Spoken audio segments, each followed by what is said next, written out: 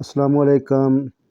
بسم اللہ الرحمن الرحیم۔ میں ہوں محمد عارف اور آپ دیکھ رہے ہیں میرا YouTube channel Arif the educator. Dear students, آج ہم Allama Iqbal open university course code 837 educational research کے لیکچر نمبر 11 پڑھیں گے، جس کا عنوان ہے تعلیمی تحقیق کی اقسام، اور اس میں آج ہم پڑھیں گے بیانیہ تحقیق۔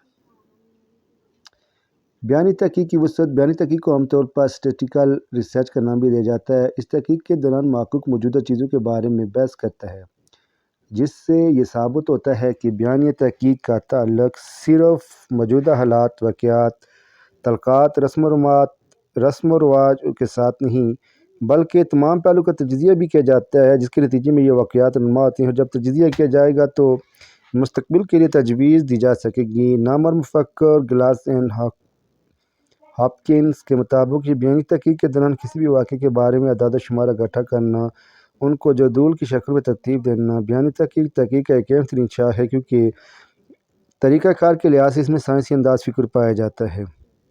بیانی تحقیق کی خصوصیات۔ بیانی تحقیق کی کئی طرح کی خصوصیات ہیں۔ اس تحقیق میں مفروضہ قائم کرنے کے لیے اس کا مکمل جائزہ بھی لیا جاتا ہے۔ بیانی تحقیق میں کسی بھی نتیجے تک پہنچنے کے لیے تمام منطقی طریقہ کار استعمال میں لائے جاتے ہیں۔ اس تحقیق کے دوران تمام طریقوں کو منظم انداز سے استعمال میں لائے جاتے ہیں اور غلطی کے امکان کو کم کیا جاتا ہے۔ اس تحقیق میں تغیرات طریقہ کار کو درست انداز میں بیان کیا جاتا ہے۔ اس تحقیق کی تجرباتی حیثیت نہیں، کیونکہ واقعات جو زیر تحقیق ہوتے ہیں پہلے سے رونما ہو چکے ہوتے ہیں۔ تعلیمی میدان میں بیانی تحقیق کی اہمیت۔ یہ ایک تسلیم شدہ حقیقت ہے کہ بیانی تحقیق تعلیمی میدان میں اہم ترین کردار ادا کرتی ہے، کیونکہ اس تحقیق کی وجہ سے عام لوگوں کو اسکول میں ہونے والی سرگرمیوں کے بارے میں بالعموم اور کمرہ جماعت میں ہونے والی سرگرمیوں کے بارے میں بالخصوص علم ممکن ہوا۔ اس وقت مارکیٹ میں کئی ایسی کتابیں اور مواد موجود ہیں جس سے ہمیں اسکول اور کمرہ جماعت میں ہونے والی سرگرمیوں کے بارے میں آگاہی حاصل ہوتی ہے۔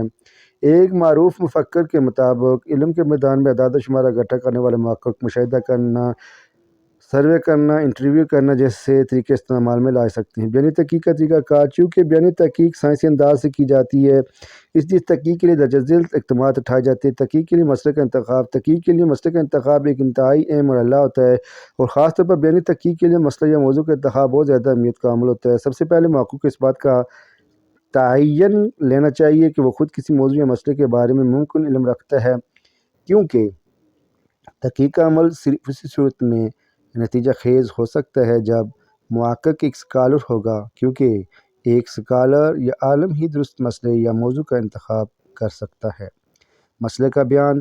تحقیق کے لیے مسئلے کا انتخاب کرنے کے بعد محقق کے لیے ضروری ہوتا ہے کہ وہ مناسب الفاظ میں اس مسئلے کو بیان کرے۔ بعض اوقات غیر موزوں الفاظ کا انتخاب کئی دیگر مسائل کو جنم دینے کا باعث بن جاتا ہے، اس لیے ضروری ہوتا ہے کہ موزوں ترین الفاظ استعمال میں لائے جائیں۔ مسئلے کی اہمیت۔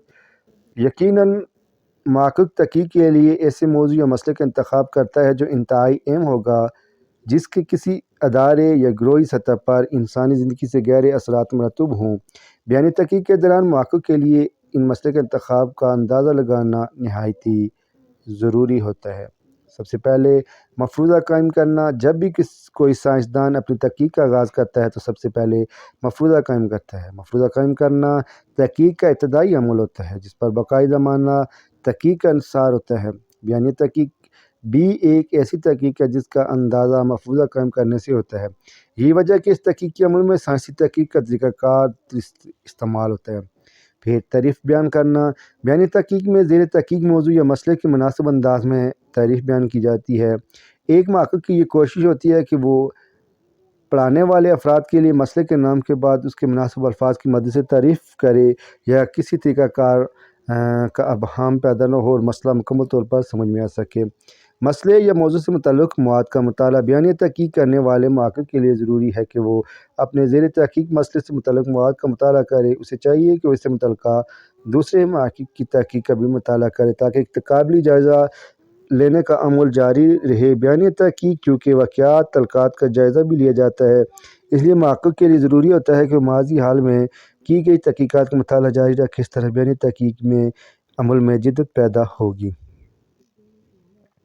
تحقیق کے لیے آلات کا انتخاب۔ تحقیق کار کے لیے تحقیق کا آغاز کرنے سے قبل اپنے منتخب کردہ مسئلے یا موضوع سے متعلق مفید آلات کا انتخاب کرنا ضروری ہوتا ہے۔ مثال کے طور پر جب ایک محقق تعلیمی میدان میں بیانی تحقیق کا آغاز کرتا ہے تو وہ اپنے منتخب کردہ موضوع سے متعلقہ تمام ذرائع کو استعمال میں لاتا ہے جو دراصل اس کے لیے آلات کا کام کرتے ہیں۔ جنہیں قدر آلات مناسب موزوں ہوں گے اس قدر اچھے نتائج اخذ کیے جائیں گے۔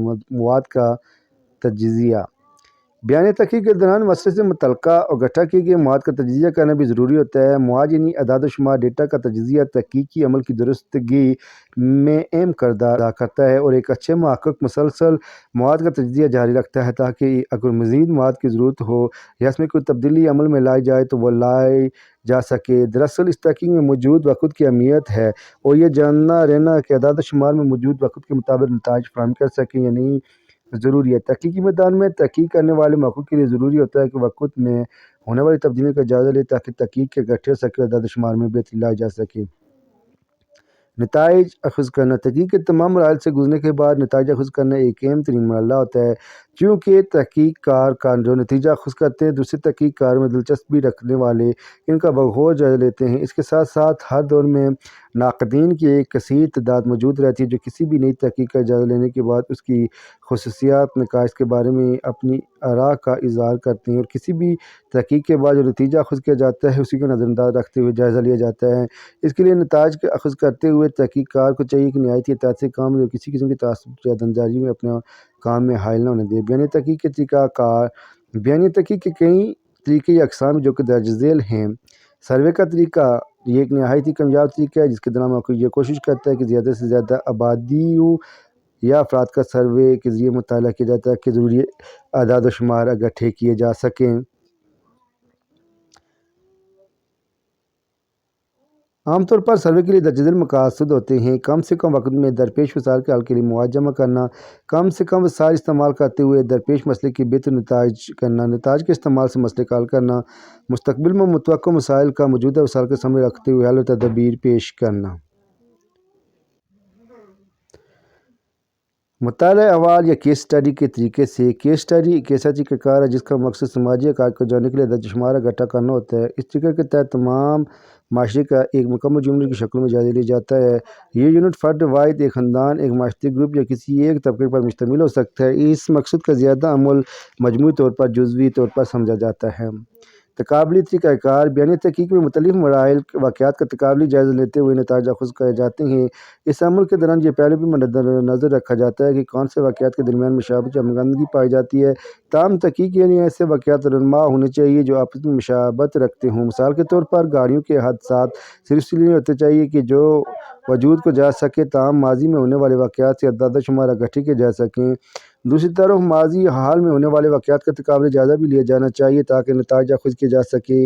ہمارے ہاں معلومات زندگی میں ایسے واقعات رونما ہوتے ہیں جن کا بیانیہ تحقیق میں جائزہ لیا جا سکتا ہے۔ مثال کے طور پر ایک طرف پرنٹ اور الیکٹرانک میڈیا پر سرکٹ کے تحت اشتہارات چل رہے ہوتے ہیں تاکہ ان کی طلب میں اضافہ ممکن ہو سکے، جبکہ دوسری طرف ایسے اشتہار بھی ہیں جن کو سرکٹ نوشی کو مضر قرار دیا جاتا ہے۔ ایک محقق اس طرح کے تضاد سے مجموعی طور پر معاشرے پر پڑنے والے اثرات کے بارے میں نتیجہ اخذ کر سکتا ہے۔ دستاویزی طریقہ سے: دستاویزات اعداد و شمار اکٹھا کرنے کا ایک اہم ذریعہ ہیں۔ تقریباً ہر اہم واقعے کے بارے میں دستاویزات موجود ہوتی ہیں جن کے سامنے رکھتے ہوئے محقق تحقیق کا عمل آسانی کے ساتھ مکمل کرتا ہے۔ اس ضمن میں یہ بات ذہن نشین رکھنے کی ضرورت ہوتی ہے کہ ایک تاریخ دان بھی دستاویزی اعداد و شمار استعمال میں لاتے ہوئے تحقیق کا عمل مکمل کرتا ہے، لیکن بیانی تحقیق تاریخ دان کے طریقہ کار سے مختلف ہوتے ہیں۔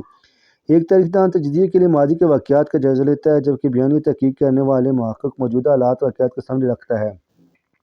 محقق کو یہ پہلے بھی اپنے سامنے رکھنا ہوگا کہ تمام شائع شدہ اعداد و شمار حقیقت پر مبنی نہیں ہوتے، اس لیے وہ دستاویزات کب شائع ہوئیں، شائع کرنے والے کے ذرائع کون سے تھے، یہ بھی جائزہ لینا چاہیے۔ عام طور پر ریکارڈ، رپورٹس، چھپے ہوئے فارم، خطوط، صحائفیات، ڈائریاں، تصویر فلمیں، عدالتوں کے فیصلے دستاویزات کے طور پر استعمال ہوتے ہیں۔ بیانی تحقیق کے حوالے سے اس بحث کے بعد نتیجہ اخذ کیا جا سکتا ہے کہ دراصل بیانی تحقیق ایک ایسی باضابطہ سرگرمی جو حالات واقعات کا احاطہ کرتی ہے، اس لیے اس تحقیق کار کو اس کے وسیع کے بارے میں جاننا ضروری ہوتا ہے۔